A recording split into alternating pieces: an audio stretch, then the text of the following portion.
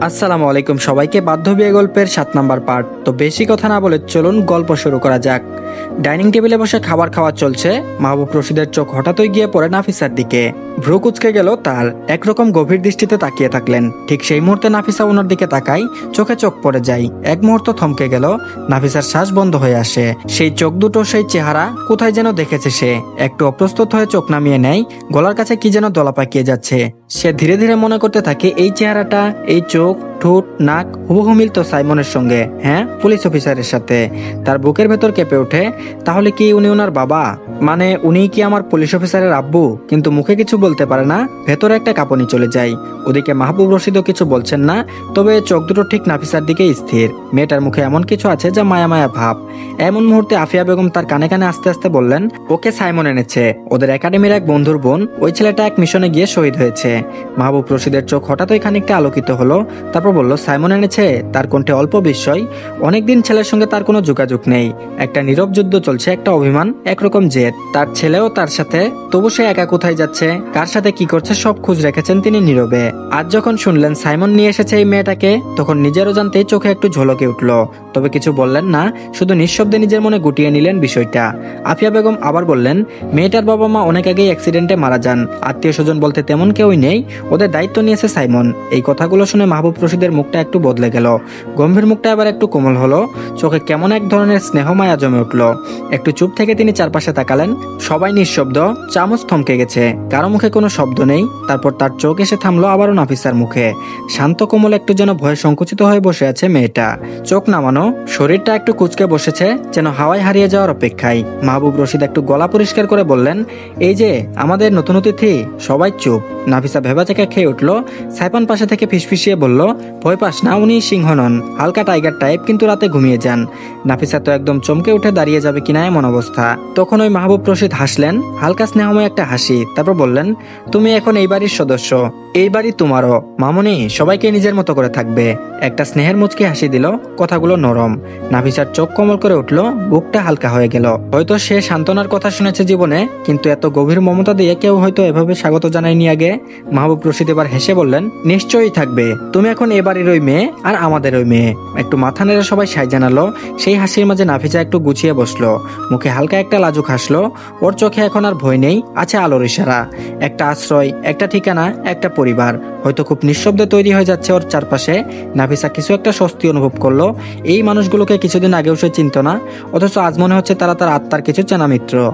বিশেষ করে এইসব ঠাট্টা হাসি যেন কোথাও তার নিজের ছোটবেলার পরিবারের টেবিলকেই মনে করিয়ে দিল। গম্ভীর ঠান্ডা স্বভাবের মানুষ তিনি। বাইরে থেকে করার চেহারা হলেও ভেতরে একদম অন্যরকম। অনেকে ভয় পায়, আবার অনেকেই শ্রদ্ধায় অনবত হয়ে যায় ওনার সামনে।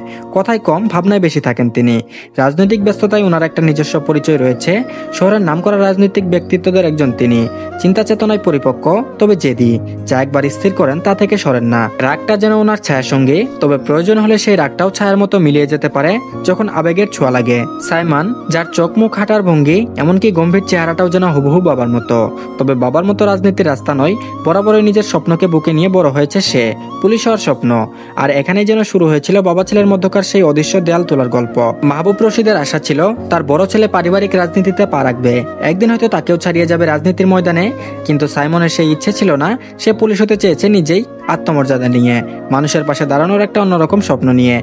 এত টাকা, এত সম্পদ, এত সম্মান, এসব ছেড়ে একটা সরকারি চাকরি।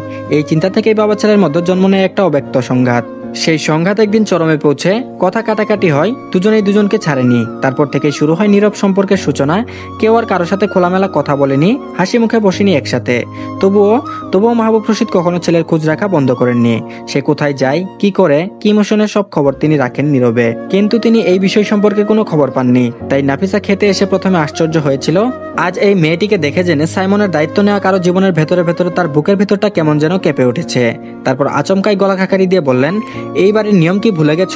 ঘরটা আবারও থমকে গেল। তারপর বলল, বাসায় থাকলে একসাথে খাওয়ার নিয়ম আছে রাতে অন্তত। এই কথাটা কিন্তু সবার জন্য নয়, একদম সুনির্দিষ্ট কারো উদ্দেশ্যে বলা। আর সবাই বুঝে যায় তিনি কাকে উদ্দেশ্য করে বলছেন। ঠিক তখন ওই দরজার কাছে নীরবে প্রবেশ করলো সেই চেনা উচ্চতা, চেনা গতি সাইমন। চেয়ারে বসে পড়লো, চোখে মুখে একগাল গম্ভীরতা। তবে সে চুপ করে থাকেনি। বাবার দিকে তাকিয়ে হালকা ঠোঁট বাঁকিয়ে বলে, কিছু মানুষ শুধু মানুষের ভুল ধরে বেড়ায় পদে পদে। ঘরটা থমকে যায়। নাফিসা তো একদম হা করে তাকিয়ে থাকে।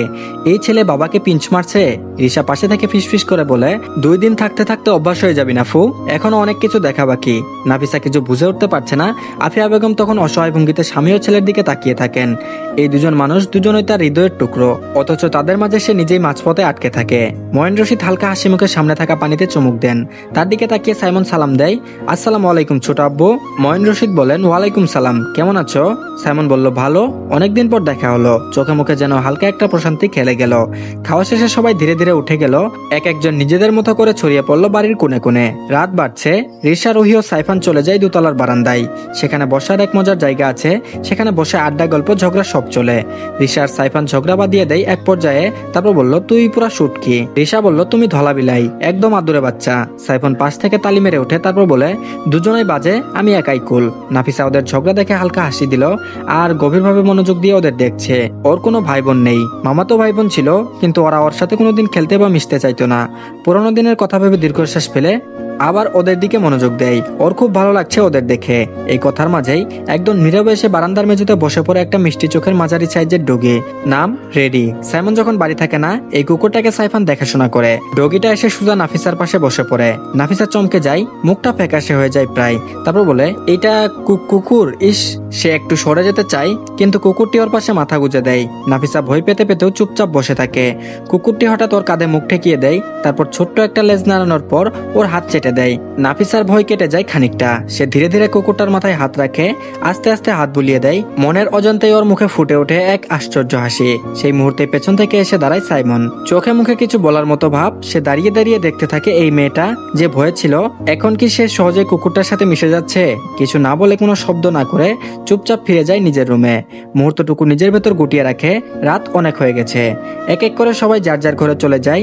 ঘরের আলো নিভে গেছে প্রায়, তবু নিঃশব্দে টিকটিক করে চলছে দেয়াল ঘড়ির কাঁটা। যেন প্রতিটা সেকেন্ড কারো শ্বাস টেনে নিচ্ছে আস্তে আস্তে। নাফিসা বিছানায় বসে আছে চুপচাপ। ঘুম আসছে না কিছুতেই। মাথার ভেতরে একরাশ ঝড় বয়ে চলেছে। মনে হচ্ছে হাজারটা শব্দ চিৎকার করছে, অথচ মুখে একটা উচ্চারিত হচ্ছে না। একটা জানালার ফাঁক গলে ভিতরে ঢুকছে চাঁদের আলো। সে উঠে দাঁড়ায় ধীরে, ব্যালকনির দিকে এগিয়ে যায়। হালকা বাতাস বইছে বাইরে, চুলগুলো উড়ে, ওড়নাটা দুলছে হাওয়ার দোলাই। চাঁদের আলো আজ যেন একটু বেশি উজ্জ্বল, একটু বেশি কোমল। রাতটা অদ্ভুত নিঃশব্দ, তবুও যেন কত কথা বলে যাচ্ছে চারপাশ। ব্যালকনির রেলিং ধরে দাঁড়িয়ে আছে নাফিসা। উপরের দিকে তাকিয়ে রইল, আকাশে মেঘ নেই, শুধু টলমলে নীলরূপা চাঁদ। চারপাশ নিঝুম।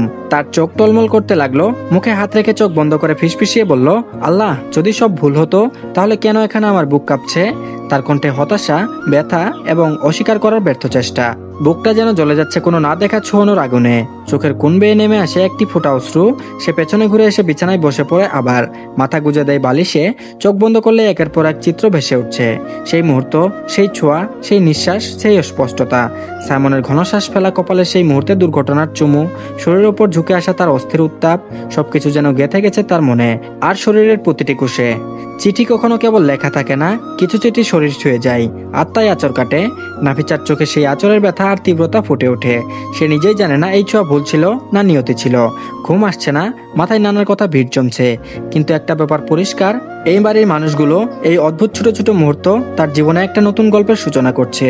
অন্যদিকে রাত আরো গাঢ় হয়েছে। ঘরের ভেতর নিস্তব্ধতা। সাইমন নিজের রুমে ঘোরাঘুরি করছে। বিছানায় শুতে পারছে না, অস্থির। তার চোখে আজ কোনো ঘুম নেই, ঘুমের চিহ্নও নেই। হাতে সিগারেটের প্যাকেট টান টান করে বের করছে একের পর এক একটা সিগারেট। আঙ্গুলের মাঝে ধরে রাখে বহুক্ষণ। তারপর ধীরে ধীরে ব্যালকনির দিকে এগোয়, চুপচাপ দাঁড়িয়ে যায় সেখানে।